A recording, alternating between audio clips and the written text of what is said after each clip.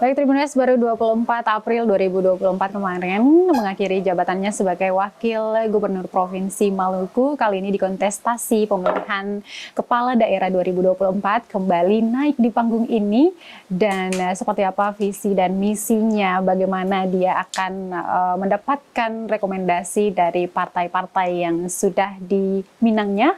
Nanti bersama saya di special interview on the spot bersama Barnabas Nathaniel Orno langsung dari kediamannya di Kudamati, Nusa Niue, Kota Ambon. Tribuners, kita langsung sapa saja Barnabas. Pak Orno, selamat siang. Selamat siang. Terima kasih sudah menyambut tribunambon.com ya di siang hari ini, dan kita bakal ngobrol-ngobrol Pak. Seperti yang tadi saya sebutkan di awal ya, 30 April 2024 kemarin baru saja mengunjungi rumah tua. Bagaimana rasanya nih kembali ke rumah tua itu? Jadi gini, kemarin kan saya mengembalikan formulir di PDI Perjuangan. Kemarin saya punya pernyataan di sana bahwa sejak saya menjadi Wakil Bupati Maluku Tenggara Barat yang hari ini berubah nama menjadi Kabupaten Kepulauan Tanimbar tahun 2006-2011 periode satu periode itu direkomendasikan oleh PDIP dan sekaligus saya menjadi anggota garing kader PDI Perjuangan. Kemudian tahun 2008 Kabupaten Maluku Tenggara Barat yang hari ini Kepulauan Tanimbar memekarkan Kabupaten Maluku Barat Daya. Tahun 2010 pemilihan bupati pertama kali di sana. Saya ikut berproses. Dan dilantik tahun 2011, jadi saya menyelesaikan betul satu periode wakil bupati. Juga direkomendasikan oleh PDI Perjuangan. Untuk periode bupati tahun 2011-2016. 2016. Selesai 2016 saya berproses lagi. Terpilih menjadi bupati periode kedua. Periode 2016-2021. Tapi di tahun kedua, 2018, itu saya terpilih menjadi wakil gubernur Maluku. Itu direkomendasikan oleh PDIP juga. Menjadi wakil gubernur Maluku. Jadi kemarin kan saya bilang, saya kader aktif. Karena biasa di kader, namanya kader itu ada dua jenis kader. Kader pasif dan kader aktif. Dan Bapak termasuk di golongan kader aktif. Kader aktif. Karena semua aktivitas partai itu melibatkan kader, saya terlibat. Kalau kader-kader pasif tidak terlibat, itu sama dengan kader biasa lah.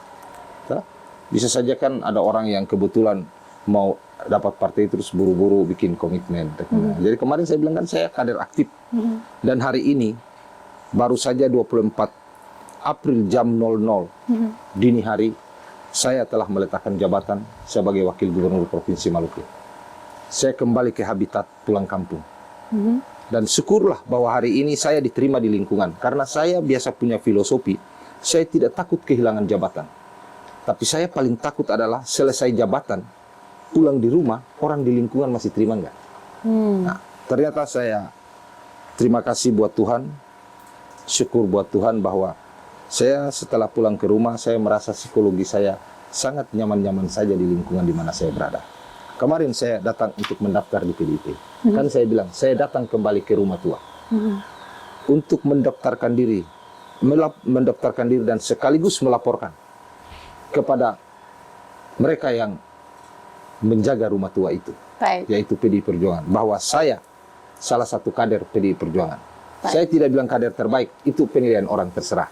Itu terserah penuh. Tapi saya bilang salah satu kader aktif PDI Perjuangan. Saya kembali datang dan ingin mencalonkan diri lagi menjadi calon gubernur Maluku supaya melanjutkan periodisasi yang kemarin wakil gubernur yang belum bisa berbuat apa-apa.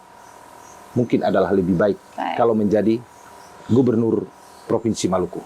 Baik, melihat jalan karir politiknya ya, dengan langkah satu periode sebagai wakil bupati di MBD, kemudian 2 periode sebagai bupati MBD.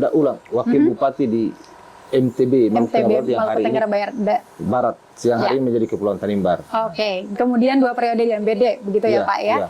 Oke, ditemani oleh PDIP seperti itu ya. Nah Pak, Seberapa yakinkah Anda dengan rumah tua ini akan memberikan rekomendasi kepada Anda untuk melenggang Pilkada 2024 nanti? Ya, saya kira saya berharap bahwa rumah tua saya yaitu PDI Perjuangan tetap memprioritaskan anak kandung, tetap memprioritaskan ahli warisnya. Karena saya tadi bilang saya seorang kader PDI Perjuangan, kader aktif. Kalau itu rumah tua berarti tentu ada hak-hak ulayatnya dong toh. Oke. Hak ulayat ini harus dimiliki oleh ahli waris. Saya salah satu ahli warisnya. Baik. Saya tidak percaya kalau PDIP memberikan kepada yang bukan ahli waris. Toh? Karena semua orang boleh mengatakan bahwa hari ini kader bisa pakai PIN. Tapi sejauh mana PIN itu udah melekat pada dirinya. Toh? Saya pakai PIN PDIP, saya yakin sudah melekat sejak 2006 sampai dengan hari ini. Tanpa henti. Seluruh kegiatan, aktivitas PDIP, saya ada tidak ikut dalamnya. Sebagai sebuah kewajiban dan syarat mutlak sebagai seorang kader. Jadi saya percaya sungguh. Saya yakin sungguh. Saya Kristen. Kemarin kan saya kasih contoh. Petrus sama Tuhan Yesus jalan di atas kulit air. Kenapa Petrus jatuh? Banyak orang mengatakan bahwa tidak beriman. Tidak beriman. Saya bilang, oh enggak, dia takut ombak. Saya tidak takut ombak. Kalau yang Maha Kuasa di atas sudah takdirkan bahwa saya adalah gubernur Maluku, saya yakin PDIP kasih. Kenapa adik? Saya itu biasa berdoa. Saya kalau berdoa, mulai dari wakil bupati sampai wakil gubernur hari ini, tradisi berdoa saya. Toh, secara spiritual saya tidak bilang bahwa Tuhan, kalau bisa saya jadi bupati, atau saya jadi gubernur, atau saya jadi wakil bupati, enggak, saya bilang Tuhan, misalnya sekarang, proses Tuhan, gubernur dan wakil gubernur Maluku periode 2024-2029 sudah ada di dalam saku. Dan dunia ini adalah kerajaanmu. Karena di doa Bapa kami, saya jadilah kerajaanmu di bumi seperti di surga. Ini juga kerajaanmu Tuhan. Kalau hambamu ini di dalam sakumu Tuhan, dua tanda yang hamba minta. Apa itu? Pertama, mendapatkan bantuan. Dan yang kedua, memperoleh rekomendasi. Asik. Baik. Kalau memperoleh rekomendasi Tuhan Allah di surga, itu cuma satu. Dan sekalipun langit runtuh menghimpit bumi, kehendaknya tidak pernah akan berubah. Itu saya yakin itu. Tapi dari sisi manusiawi, korelasi saya, emosional saya dengan PDIP, saya kira saya kental sekali deh. Baik. Darah yang mengalir di sini sama dengan darah yang ada di PDI Perjuangan. Saya yakin itu. Nggak mungkin meninggalkan saya. Kalau meninggalkan saya, siapa yang menolong saya? Mestinya orang lain menolong saya, PDIP cemburu dong. Nah, itu. Baik, ini tanda-tanda cemburu nih kayaknya nih. Karena hari ini cemburu seperti... itu cinta toh. Oke, baik. Fix. Tanda-tanda cemburu nih Pak. Karena hari ini kami mendapatkan informasi bahwa Bapak juga akan melenggang untuk meminang dua partai lainnya. Apa saja Pak?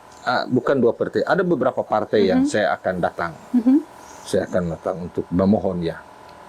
Jadi saya Partai Golkar, Partai Gerindra, P3, PKB, Hanura, dan kemungkinan partai lainnya, tergantung kemampuan saya. Baik. Toh? Jadi hari ini saya lagi suruh teman-teman tim saya ambil formulir di Hanura sama PKB, termasuk PKB. Oke. Nah, yang lain nanti akan menyusul. Baik. Tapi yang pasti bahwa soal rekomendasi, mau dari PDI Perjuangan atau dari partai mana, dari sisi ajaran agama, manusia merencanakan, Tuhan menentukan. Baik. Jadi saya pasrahkan kembali ini kepada Tuhan yang Maha Kuasa. Oke, Tribunnya seperti yang kita tahu perjalanan beliau, kita flashback dulu nih Pak di 5 tahun masa kepemimpinannya bersama dengan Murad Ismail sebagai gubernur dan juga wakil gubernur Tribuners terbaru ketika rapat paripurna yang digelar oleh DPRD Provinsi Maluku ya dalam laporan atau LKPJ 2023. Di situ ada disebutkan yang mana disampaikan oleh Ketua Pansus ya Raufik Afifuddin terkait dengan LKPJ 2023 Gubernur Provinsi Maluku, disampaikan bahwa pasangan calon ini gagal dalam memimpin Provinsi Maluku dari berbagai segi ya, baik itu birokrasi dan sosial kemasyarakatan, kesejahteraan masyarakat itu sendiri. Salah satu indikatornya adalah terkait dengan tingkat kemiskinan di Provinsi Maluku yang mana tidak sesuai dengan visi dan misinya saat itu, turun sekitar 0, sekian persen menurut pandangan Pak. Ya, Kalau bicara secara kolektivitas pemerintahan sah-sah saja. Toh? Itu sah-sah saja. Karena itu penilaian. Lalu pasti orang berpikir, wah berarti Wagub juga gagal. Sekali lagi dari sisi kolektivitas pemerintahan, toh kepala daerah, wakil kepala daerah yang saat ini yang waktu itu dijabat oleh Murad Ismail dan Barang Hona, saya tidak mengelak. Tapi bicara dari sisi kebijakan, saya wakil gubernur. Toh? Teman-teman ini kan ada pimpinan media redaksi, toh? Ya. Kalau sudah disepakati kita mau bikin program bulan depan apa, tapi pimpinan redaksi tidak setuju kan tidak jalan. Kacau. Kan gitu. Apalagi soal birokrasi pemerintahan. Itu ada aturannya. Saya tidak mungkin ambil keputusan dong. Iya kan? Contoh, hari ini sudah diprogramkan ketemu saya dan wawancara. Coba tadi kalau pimpinan redaksi atau manajer aja. Tidak mau, tidak usah, batal. Pasti batal. Sekalipun agen seorang wawancara terbaik dan kameramen terbaik, Pak kita udah siap, pasti bagus nih. Tapi pimpinan redaksi tidak mau, pasti tidak bisa. Betul nggak? Betul nggak? Nah, betul kan? Oke, kalau kita bandingkan lagi nih Pak, kalau di ruang redaksi kita ada yang namanya ruang-ruang diskusi, penyampaian ide dan segala macam. Apakah proses itu pernah Pak lewati juga bersama pasangan Bapak saat itu? Jadi gini, kepala gubernur dan wakil gubernur harus memberikan presiden yang baik dari sisi etika dan moral kepada masyarakat Maluku Barat Daya, masyarakat Maluku teristimewa, pemerintahan di Maluku. Pemerintahan di Maluku ini ada 11 kabupaten kota yang dirangkai dalam satu sistem di Maluku, di mana gubernur adalah wakil pemerintah pusat. Saya ada faktor subjektivitas dong. Saya pasti punya faktor subjektivitas sebagai manusia. Kalau Ajeng mengatakan bahwa saya tidak punya faktor subjektivitas, Pak. Tidak ada, Pak. Tidak ada kepentingan subjektivitas. Saya itu bukan manusia, itu patung atau robot. Saya ada itu. Tapi harus saya menjaga etika itu, sehingga pepatah mengatakan bahwa murid kincing berlari, guru kincing berdiri. Kalau saya tidak menjaga etika itu, murid kincing guru. Ini tidak baik bagi etika di Maluku, pemerintahan di Maluku. Makanya saya harus memposisikan diri sebagai seorang wakil gubernur. Di aturan wewenang gubernur dan wakil gubernur adalah membantu gubernur. Termasuk tugas tambahan lainnya yang diberikan oleh gubernur. Tapi kalau tidak diberikan tugas tambahan, tak mungkin kan? Apakah ada orang mengatakan, wah Pak Wagub ini kok penakut, kenapa tidak keluar aja? Saya bilang, sabar, beda. Apakah saya harus berkelahi? Itu tidak bagus. Apakah satu saat saya harus pulang kampung dan saya mengatakan kepada generasi saya bahwa, wah Bapak ini hebat, Bapak biar wakil gubernur, tapi Bapak bisa berkelahi dengan gubernur. Itu bukan nasihat yang baik. Tapi kalau hari ini penilaian begitu, bahwa wakil gubernur dia termasuk gagal, ya sudahlah. Yang tadi saya bilang dari sisi aturan, wakil gubernur tidak mungkin ambil keputusan. Baik. Tidak mungkin. Tapi kasihlah saya kesempatan. Oke. Untuk menjadi, kalau atas perkenan Tuhan lewat pilihan rakyat saya menjadi gubernur Maluku, benar-benar saya akan menjadikan pemerintahan itu sistem, bukan orang. Saya sekali lagi, pemerintahan itu sistem, bukan orang. Baik. Saya akan membuat standar aja di Maluku. Baik. Oke, Pak. Secara generalnya, secara umum, bagaimana pandangan Bapak atau apa yang ada di pikiran Bapak, penilaiannya pribadi ya selama 5 tahun menjabat sebagai wakil gubernur Provinsi Maluku, dan hal yang menggetirkan apa yang pernah Pak rasakan selama 5 tahun itu? Saya sudah bilang itu buat Tuhan, dan cukup saya dengan Tuhan yang tahu. Kalau 2021 itu kalau saya dengan istri dan anak-anak kami tidak sepakat untuk berdoa, bergumul, kalau di Kristen bergumul 40 malam berturut-turut jam 12.00. Semua harus tenang. Ya anak-anak yang di Jakarta juga mereka harus ini lewat video WA group kita berdoa. Kalau waktu itu saya tidak lakukan itu, mungkin saya sudah mengundurkan diri. Tahun 2021 itu. Tidak mesti harus saya keluar di publik lalu ngoceh sana ngoceh enggak. Saya harus berdoa. Setiap jam 12 malam, jam 00. Lalu malam terakhir. Ini saya harus jujur karena ini waktu saya pertemuan dengan Pak Murad, setelah saya selesai bergumul dan ternyata doa itu dahsyat. Pak Gub minta ketemu. Saya ketemu. Toh, kita dua ketemu di Jakarta. Saya ceritakan buat Pak Gub. Malam terakhir, malam ke-40, saya dengan anak-anak berunding. Dan kami memutuskan bahwa 5 tahun ini, kami serahkan ini kepada Pak Gubernur. Silakan mengatur. Nah, itu karena pergumulan dengan Tuhan. Ini karena saya diwawancarai. Saya harus jujur kepada publik, toh, tapi jujur dalam koridor etika. Yeah. Kan? Dan ini saya dengan Tuhan, jadi saya tidak bohong-bohong. Karena itu saya dengan Tuhan. Apakah saya harus bicara itu di publik sehingga manusia orang mengatakan bahwa wakil gubernur jago, bisa lawan gubernur. Itu beda. Dan kalau andai kata wakil gubernurnya bukan Barnabas Orno, mungkin dari dulu pemerintahan ini sudah seperti apa. Selama 5 tahun ini kan saya selalu ke DPRD untuk bahas APBD. Kalau kepentingan politik saya yang berlebihan, saya tidak usah pergi dong. Tapi tidak, untuk rakyat dan saya takut Tuhan. Saya datang. Kecuali kemarin LKPJ itu karena saya ada di Makassar. Sebelum LKPJ itu saya ada di Jakarta dan Makassar yang tidak bisa ditunda karena saya sudah agendakan. Jadi saya tidak bisa hadir. Kalau enggak saya yang hadir dong. Nah, jadi pergumulan saya, kalau tanya itu cukup saya jawab, ini akan menjawab semuanya. Kalau saya dengan istri dan anak karena tidak sepakat untuk berdoa bergumul 40 malam berturut-turut jam 12.00, saya udah mundur 2021. Tapi saya plong. Ini kan lihat saya. Berarti itu pergumulan itu terjadi di 2021. 2021 dan 2021 pertengahan. Iya, bukan awal akhir sih. Akhir 2021. Ya, sekitar Oktober 2021. Itu saya sudah mundur. Karena waktu itu saya berproses untuk menjadi gubernur Maluku. Tapi saya tidak dapat rekomendasi yang cukup.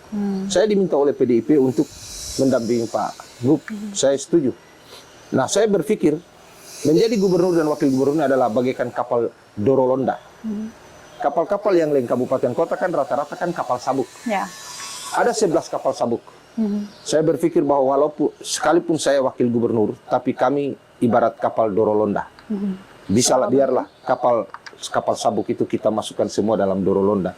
Kita tersenyum membawa Maluku ini untuk ke pelabuhan yang tenang. Ternyata kan tidak bermanfaat, saya tidak bermanfaat. Makanya saya bilang buat Tuhan, saya yakin bahwa saya dengan pasangan dengan Pak Gubernur itu adalah kehendak-Mu.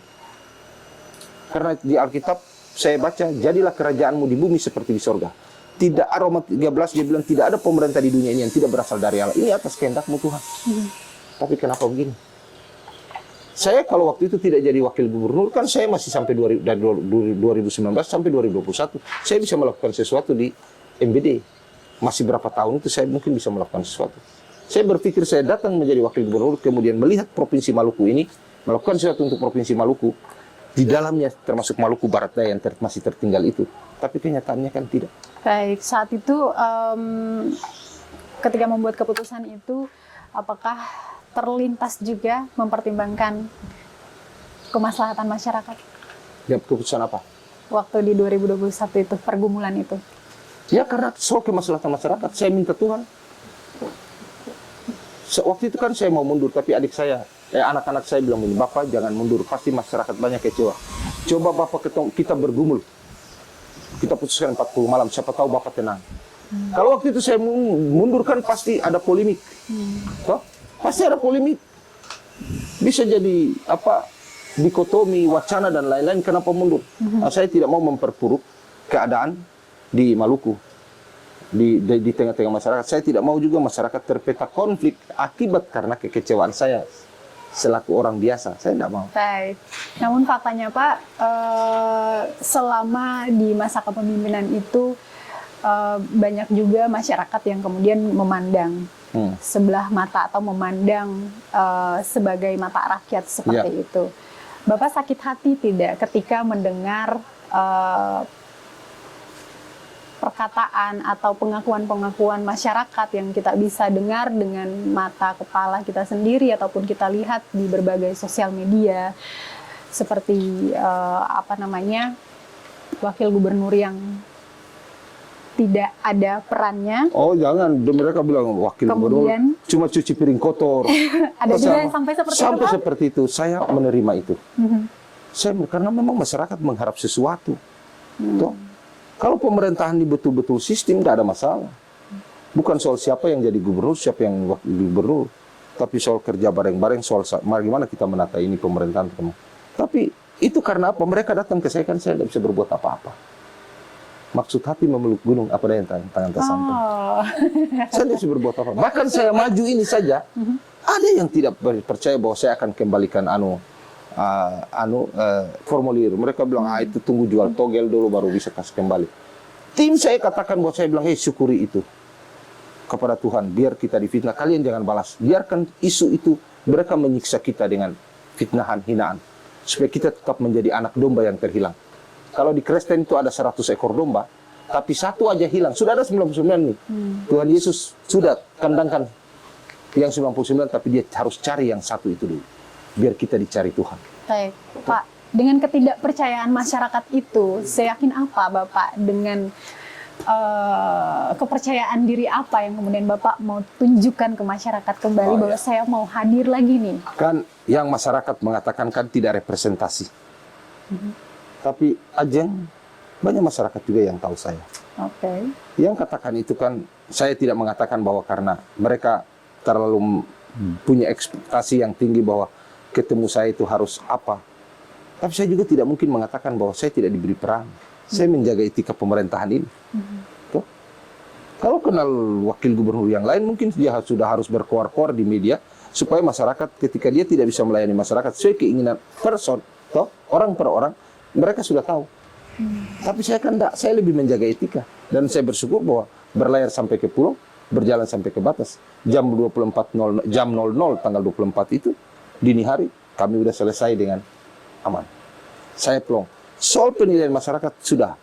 Saya yakin, saya tidak ada dalam saku Tuhan, saya tidak mendapat rekomendasi yang cukup. Tapi catat, saya ketika mendapat rekomendasi yang cukup, Tuhan cuma satu di sorga. Saya akan jadi gubernur. Itu keyakinan saya. Baik Pak, jika nanti pada akhirnya kuasa Tuhan juga akan membuat sehingga orang-orang yang tadinya tidak suka, mereka akan suka. Karena apa? Bukan serta-merta saya tidak suka mereka karena saya tidak suka, tapi memang situasi. Bukan saya tidak suka, tapi saya tidak bisa, saya tidak mampu untuk bisa. Saya ke kantor aja sekali-sekali kalau sudah janjian dengan orang, kalau istri saya tidak nambah uang, saya tidak ke kantor. baik. Saya tidak ke kantor. Jadi saya bersyukurlah bahwa cemoohan, hinaan itu ibarat minyak wangi yang digosok, ditaruh di badan saya, tambah wangi. Karena Tuhan di sorga paling tahu. Baik. Lalu Pak, apa yang ingin Pak lakukan untuk Maluku jika nantinya terpilih sebagai Gubernur Provinsi Maluku untuk periode 2024-2029 ya Pak? Karena kalau kita lihat dari apa yang disampaikan oleh para bakal calon yang sudah mengembalikan formulir ataupun mereka yang baru saja mau mengambil formulir di partai-partai tertentu, sama membangun Maluku. Bapak punya apa? Ya, membangun Maluku, memimpin itu seni. Kemudian memimpin itu harus banyak yang dia sudah lihat dari sisi pengalaman nyata. So, saya pada saatnya akan mengatakan itu, tapi belum saatnya. Bahwa saya harus bikin apa. Tunggu saya dapat rekomendasi dulu. Saya juga tidak mau ada copy paste di antara kita. Tapi yang pasti menjadi seorang pemimpin itu tidak hanya ke ilmu loh. Saya Kristen, Raja Salomo waktu ditanya Tuhan, Salomo kau meminta apa? Dia tidak minta kepintaran. Dan dia tidak minta harta kekayaan. Dia minta kearifan. Hikmat dan kearifan. Memimpin Maluku dalam kondisi seperti ini memang butuh seorang pemimpin yang visioner. Paling tidak dia sudah punya pengalaman memimpin dan mengambil kebijakan. Dia memutuskan langsung. Saya pernah jadi bupati 2 periode. Maluku Barat Daya itu termasuk Maluku yang paling tertinggal itu. Hutan jadi kota. Orang membangun kota biasa, tapi membentuk hutan. Kota di dalam hutan kemudian dijadikan kota. Itu tidak biasa di Maluku. Itu tidak biasa di Maluku. Kemudian saya bilang, sebenarnya dimaknai dari situ. Saya kalau jadi, saya ingin menjadikan benar-benar pemerintahan ini sistem, bukan orang. Sistem, bukan orang. Abbas Orno boleh berangkat, tapi pasti ada gubernurnya. Bukan Abbas Orno berangkat bawa gubernurnya. Baik. Jadi itu, saatnya saya belum bilang. Dan saya mau bilang, memimpin di Maluku ini terkondisi seperti ini, tertinggal seperti ini, butuh seorang pemimpin yang punya pengalaman pemerintahannya segudang. Pengalaman yang pernah memimpin kabupaten. Saya kira itu jauh lebih bagus. Baik, Pak. Itu jauh lebih bagus. Daripada kita menghayal-menghayal. Enggak. Toh. Sekarang, orang bilang Abbas Orno seperti ini. Coba tanya, cek apa yang pernah saya buat. Paling tidak nyatanya ada. Yang lain apa nyata ada enggak? Toh? Iya kan? Kalau bilang punya pengalaman, ya coba kita cek. Yang Abbas Orno bangun di Maluku Barat, nah itu dia pun pikiran dan dia pun keputusan. Bukan keputusan dari atas dia lakukan. Kan? Yang lain. Nah, kalau saya mau sombong sedikit sih. Kalau saya mau sombong sedikit, kalau bicara pemerintahan, saya melek dong. Kalau mau sombong, sombong sedikit. Saya minta pensiun dini juga 4C itu jenderal itu. Wah. Ada orang mengatakan bahwa saya ini kan sipil biasa, tapi saya punya bintang-bintang bertaburan di mana-mana. Bintang saya yang bertaburan adalah masyarakat Maluku yang tidak pernah kadaluarsa bintangnya. Kemudian bintang yang paling bercahaya buat saya adalah Tuhan yang Maha Kuasa di atas. Itu bintang saya. Baik. Tuh. Oke, Pak. Nah, jadi saatnya ya, saya punya visi misi setelah digodok dan saya sudah dapat rekomendasi. Ajeng dan teman-teman jangan kemana-mana.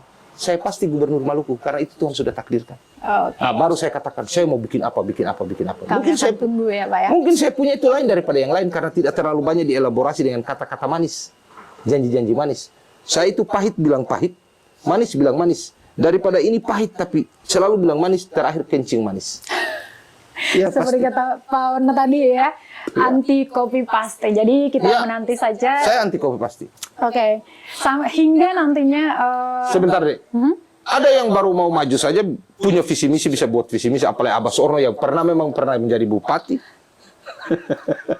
pernah calon gubernur Maluku.